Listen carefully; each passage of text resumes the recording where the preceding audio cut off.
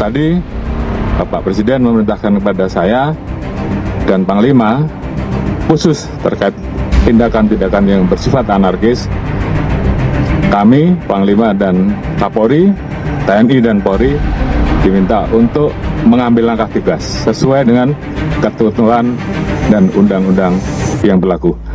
DPR menyampaikan akan dilakukan pencabutan beberapa kebijakan DPR RI, termasuk besaran tunjangan anggota DPR dan juga moratorium kunjungan kerja ke luar negeri.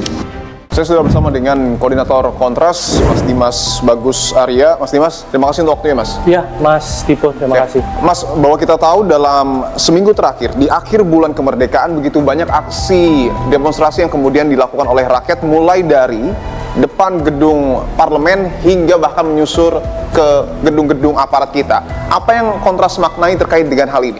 Ya, pertama ini sebenarnya adalah ekspresi kekecewaan warga negara atas rentetan peristiwa-peristiwa yang nir empatik gitu ya dari pejabat-pejabat publik gitu. Nir empati. Kalau kita lihat kan secara berurutan gitu ya, dari mulai minggu lalu misalnya kenaikan tunjangan yang didapatkan oleh DPR RI, anggota-anggota dewan gitu kan. Lalu yang kedua juga ada permasalahan-permasalahan yang terakumulasi gitu ya, misalnya bagaimana proses legislasi yang buruk oleh anggota dewan kita, lalu juga ada kebijakan-kebijakan pemerintah yang ternyata tidak terartikulasi dengan baik ke masyarakat, seperti misalnya kritik terhadap program makan bergizi gratis, lalu juga sejumlah proyek-proyek strategis nasional yang juga ternyata mengorbankan banyak sekali masyarakat atas nama pembangunan, dan juga kasus-kasus korupsi yang masih sering terjadi. Jadi aksi-aksi rentetan yang dilakukan oleh masyarakat ini merupakan sebuah akumulasi kekecewaan masyarakat terhadap jalannya pemerintahan dan juga tata kelola dalam konteks negara. Bahwa ada satu yang mungkin bagi wakil rakyat kita ini tidak terlalu penting, tetapi nampaknya cukup melukai hati rakyat, adalah pola komunikasi mereka. Apakah ini juga yang kemudian begitu membuat rakyat kita marah kepada wakilnya sendiri?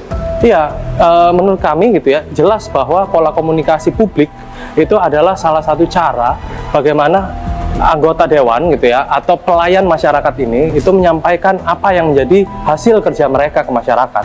Tapi ketika kemudian pelayan masyarakat ini atau anggota dewan ini kemudian menyampaikan dengan pendekatan yang tidak berempati dengan situasi hari ini dan juga tidak bisa mengartikulasikan apa hasil kerja mereka, tentu yang kemudian terjadi adalah masyarakat bertanya-tanya. Belum lagi misalnya kalau kita lihat atau kita coba selaraskan dengan situasi ekonomi yang hari ini juga mungkin mendekati konteks semi krisis gitu ya. Ada banyak sekali